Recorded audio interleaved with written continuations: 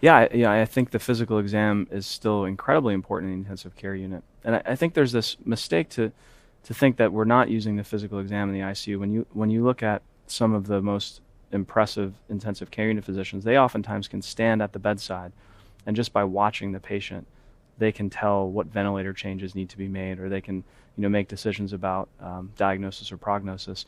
And even that observation, even though we don't sometimes explicitly talk about it, that is part of the physical examination. In fact, maybe the most important part of it.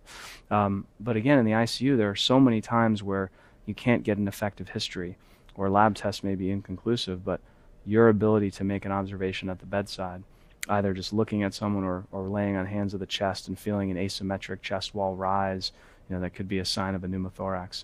There's always value in doing that. And oftentimes we'll miss simple things like an infiltrated IV, or a stasis ulcer that could be the key to an unexplained fever in a patient.